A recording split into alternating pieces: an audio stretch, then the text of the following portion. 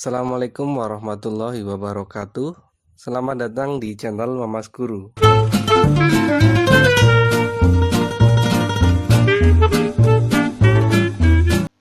Pada video kali ini, saya akan membahas mengenai rumus jumlah dan selisih dua sudut pada kosinus. Jadi ini lanjutan dari rumus jumlah dan selisih dua sudut pada materi sinus. Sehingga pembahasan pada video kali ini akan lebih optimal jika kalian sudah mempelajari yang rumus jumlah dan selisih pada sinus ya. Bisa kalian cek di bagian deskripsi. Oke, kita lanjutkan untuk materi hari ini, yaitu ada dua rumus utama, yaitu rumus nomor 1 itu yang sebagai rumus jumlah dan yang kedua ini sebagai rumus yang selisih. Ya, ini yang selisih untuk rumus yang kedua. Ini kebalikan dari yang sinus, jadi harus jeli. Kalau sin, ketika tanda di sini ya plus, maka tanda operasi yang kanan juga plus. Cuma cos itu berkebalikan. Justru kalau di sini ya plus, tanda operasi di sini min. Kemudian, kalau rumus sin alfa tambah beta adalah sin cos, kemudian ditambah cos sin, ya. Kalau cos itu dijadikan satu yang senilai atau yang sama bentuknya. Jadi kalau cos alfa tambah beta ya cos kemudian dikurangi yang sin ya. Jadi cos alfa kali cos beta dikurangi sin alfa sin beta. Sehingga untuk rumus yang kedua ini hanya pengubahan bentuk dari rumus yang pertama ya. Jadi kalau di sininya min, justru tanda operasi di ruas kanan adalah plus atau jumlah. Oke, ini dua rumus yang harus kalian ingat baik-baik ya, dihafalkan untuk materi yang kosinus. Kemudian saya lanjutkan. Di sini kita harus paham dulu ya nilai dari cos pada sudut-sudut istimewa. Yaitu sambil kita mengingat kembali ya. Cos 0 masih ingat berapa nilainya? Ini nilainya 1 cos 30 setengah akar 3. Kemudian cos 45 setengah akar 2. Cos 60 nilainya setengah. Dan yang terakhir cos 90 berapa? 0. Betul ya. Kemudian karena nanti di sini untuk kita mencari cos rumusnya ada unsur sin juga ya, ini rumusnya menggunakan unsur sin, maka kita juga harus hafal nilai-nilai yang pada sinus. Nah, ini sambil saya refresh, cos sin 0 ya, 0 sin 30 setengah 45 setengah akar 2, yang 60 setengah akar 3, dan yang terakhir sin 90 itu 1. Ini rumus-rumus dasar yang harus betul-betul kalian hafalkan. Langsung kita ke contoh soal. Di sini ada cos 75. Berarti dari unsur-unsur yang di sini yang bisa membuat nilainya jadi 75 adalah tentu yang ini aja ya, yang 30 sama 45. Sehingga ini bisa kita ubah dalam bentuk cos 75-nya kita ganti sebagai 30 derajat ditambah 45 derajat. Ya. Kita lanjutkan. Berarti karena di sini menggunakan jumlah, berarti seperti rumus yang nomor 1 ini ya, jumlah. Berarti kita gunakan rumus yang nomor 1 ini, yaitu cos alfa kali cos beta. Berarti cos 30 derajat kali ya cos 45 derajat. Kemudian dikurangi sin alfa, berarti 30 derajat dikali sin 45 derajat. Jadi kalau misalkan kalian susah secara langsung, ditandai dulu ya. Jadi misalkan di sini cos alfa tambah beta, oh berarti alfa itu sebagai 30, beta sebagai yang 45. Nanti tinggal dimasukkan. Cos alfa berarti ya cos 30, cos beta berarti ya cos 45 derajat ya. Begitu seterusnya. Kemudian di sini kita lanjutkan cos 30 berarti seperti nilai yang di atas ya, 30 itu berarti setengah akar 3 dikali cos 45 berarti setengah akar 2 dikurangi sin 30 berarti setengah dikalikan sin 45 derajat berarti setengah akar 2. Kemudian yang di luar akar kalikan yang di luar akar ya. Setengah kalikan setengah, seperempat. Yang akar 3 kalikan akar 2, akar 6. Dikurangi, ini sama, setengah kali setengah, seperempat, akar 2. Terakhir, ya biasanya kalau sudah sampai bentuk ini, kalau misalnya ini soal pilihan ganda, tidak ada opsi ini ya. Yang ada biasanya, karena ini ada unsur yang sama, yaitu seperempat. Seperempatnya kita keluarkan dari dalam kurung, yaitu nanti seperempat, nanti tinggal akar 6 min akar 2. Nah, seperti itulah nilai dari cos 75 derajat.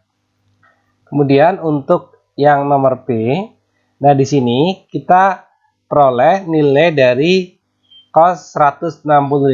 Ya, kita ingin mencari tahu nilai itu, padahal di sini ya dari nilai-nilai yang ada di sini tidak ada yang kalau dijumlahkan ketemunya sebanyak 165. Berarti kita perlu satu tambahan sudut istimewa lagi, berarti yang setelah 90 ya otomatis dia kuadran 2. Kita ingat nah 120 derajat.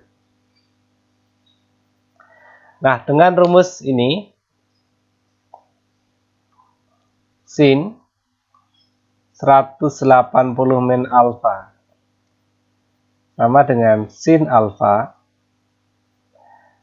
Begitu juga yang cos ya, cos 180 derajat min alfa sama dengan min cos alfa. Ya, ini salah satu rumus yang biasa digunakan di materi kelas 10. Berarti nanti kalau di sininya kita menginginkan 120 ya, alfanya adalah 120 derajat.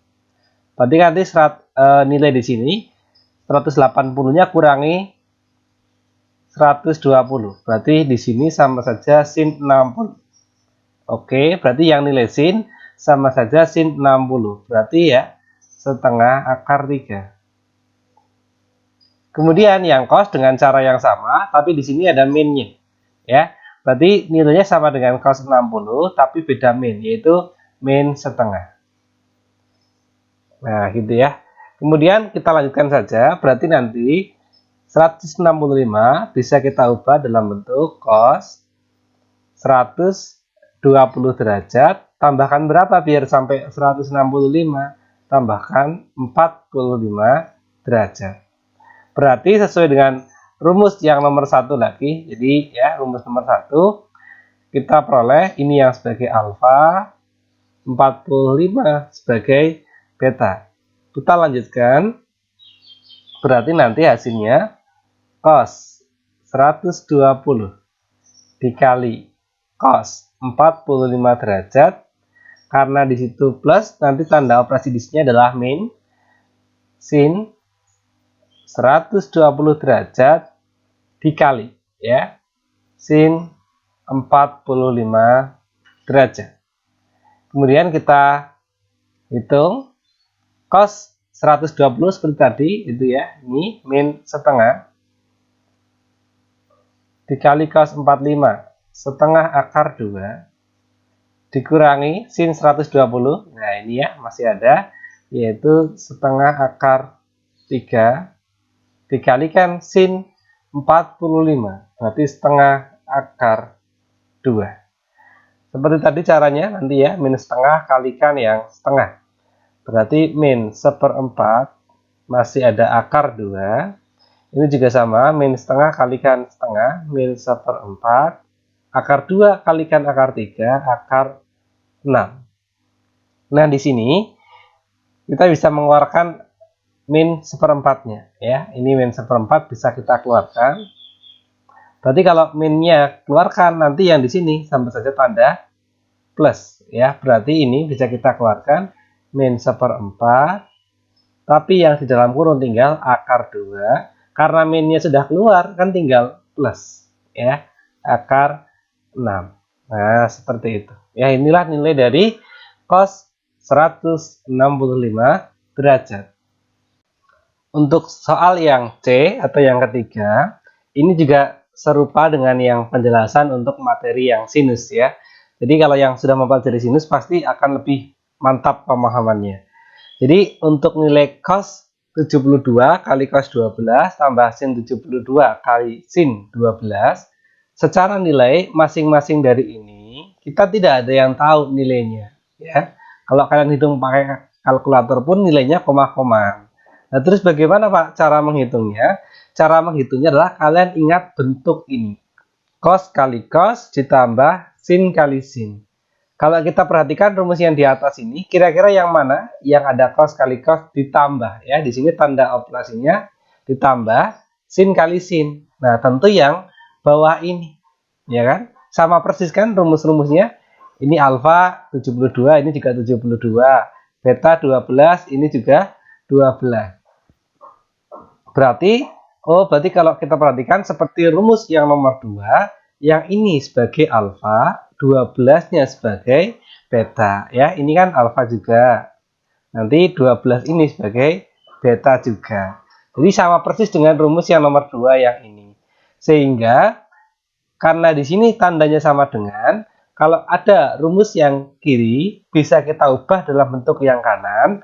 Begitu juga sebaliknya ya, karena di sini sama dengan artinya kalau kita menjumpai rumus seperti yang kanan bisa kita ubah ke dalam bentuk yang kiri. Berarti di sini bisa kita ubah dalam bentuk yang kiri yaitu cos alfa min beta. Alfanya 72 dikurangi betanya 12 derajat. Berarti hasil akhirnya cos 72 dikurangi 12, tentu jawabannya 60 derajat. Ya, cos 60 derajat berapa? Setengah. Ya, jadi hasil akhirnya meskipun tadi kita nggak tahu nilai dari masing-masing ini, tapi dengan rumus selisih dua sudut pada kosinus kita jadi tahu, oh ternyata nilai akhirnya setengah. Untuk nomor yang D atau nomor yang terakhir, di sini diketahui sin alfa 4/5 dan cos beta min 5/13, di mana alfa adalah sudut di antara 0 sampai 90, berarti lancip ya. Kemudian betanya di antara 180 sampai 270. Di sini yang ditanyakan adalah cos alfa plus beta. Berarti kan nanti kalau kita jabarkan nilainya adalah cos alfa plus beta, berarti menggunakan rumus yang ini ya, rumus yang nomor 1, yaitu nanti jadinya cos alfa kali cos beta dikurang sin alfa kali sin beta. Kemudian di sini sudah kita lukis segitiga siku-siku ya. Ini ada siku-siku karena untuk mencari nilai sin konstan ini kita acuannya adalah segitiga siku-siku. Kemudian di sini sin alfa adalah 4/5 ya. Sin itu kalau kalian ingat adalah depan per miring ya, demi. Depan tadi yang 4 ini ya, depan, yang bawah itu sebagai miring. Depannya alfa berarti yang di sini 4, miringnya 5. Berarti nanti untuk mencari sisi satunya silahkan kalian gunakan Pythagoras ya. Nanti kalau kalian gunakan Pythagoras ketemunya yang titik-titik ini berarti akar dari 5 kuadrat berarti nanti 25 dikurangi 4 kuadrat 16. 25 kurangi 16 berarti 9, akar 9 3 ya. Berarti nanti nilai di sini 3. Kemudian cos itu adalah sami ya. Berarti sami artinya ini sebagai samping, ini sebagai miring. Berarti beta sampingnya adalah 5, miringnya 13.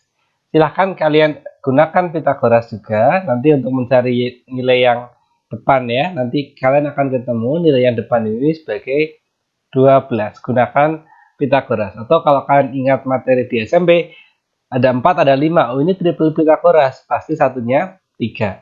Begitu juga yang 12, 13 ya, sama yang 5 itu juga triple Pythagoras. Pasti sisi satunya adalah 12. Oke, saya lanjutkan untuk cos. Berarti nanti cos alfa, dan di sini yang diketahui baru sin alfa dan cos beta. Berarti ini yang diketahui baru dua unsur ini, yang ini sama cos yang beta ya. Berarti dua unsur yang lain, cos alfa dan sin beta, sementara kita belum tahu. Ya, tahunya dari mana? Ya dari tadi simulasi yang ini. Cos alfa ya, kita butuh nilai cos alfa. Cos itu samping per miring. Sampingnya alfa berarti ini ya, yang nilainya 3 per miring. Berarti miringnya adalah 5. Berarti nilai cos alfa adalah 3 per 5. Kemudian untuk sin beta ya, betul. Sin itu seperti tadi, depan per miring. Depan berarti yang depannya beta 12, miringnya 13. Hati-hati di sini, kita harus menggunakan informasi yang diketahui di soal, yaitu kaitan dengan sudutnya. Alfa adalah sudut di antara 0 sampai 90, berarti lancip. Lancip itu enak, artinya semua unsurnya positif ya. Berarti nanti di sini pun 3 per 5-nya nilainya positif. Kemudian, nah di sini yang harus kalian jeli. 180 sampai 270, ini kan berarti kuadran 3. Kuadran 3 yang positif adalah tan, sehingga sin itu negatif. Jadi jangan sampai kita berhenti di angka 12 per 13, tapi harus jeli kalau betanya kuadran 3, maka sin beta pasti negatif. Nah, di sini ya. Berarti tinggal kita masukkan nilai-nilainya. Cos alfa tadi 3 per 5 dikalikan cos beta nilainya adalah min 5 per 13 dikurangi sin alfa 4 per 5 dikalikan sin beta tadi ini ya, yaitu min 12 per 13. Ini kalau bisa dikurung. Kemudian cara menghitungnya atas kali atas, bawah kali bawah ya, perkalian bentuk pecahan. Nanti berarti untuk yang ruas kiri 3 kali 5 ya, atau ini bisa dicoret, tapi karena nanti samakan penyebut nggak usah dicoret dulu ya. Yang atas min 3 kali min 5, min 15 per 65, min 4 kali min 12 berarti plus 48 per 65. Tinggal hasil akhirnya saja. Min 15 tambah 48, 33 per 65. Ya, berarti inilah hasil akhir dari cos alfa ditambah beta. Nah, seperti biasa, sebelum saya akhiri, ini ada latihan soal untuk kalian coba menguji seberapa paham kalian dengan materi yang tadi saya sampaikan, yaitu mengenai rumus jumlah dan selisih dua sudut, khususnya untuk kosinus ya. Jadi ini mengadopsi dari soal yang tadi, caranya sangat mirip ya, sehingga silahkan kalian coba dengan menggunakan konsep seperti yang tadi sudah saya jelaskan. Jika nanti kalian masih menemui kesulitan, silahkan bisa dituliskan atau ditanyakan di kolom komentar. Sekian dulu pembahasan kita pada kesempatan kali ini. Bila ada kesalahan saya mohon maaf. Assalamualaikum warahmatullahi wabarakatuh.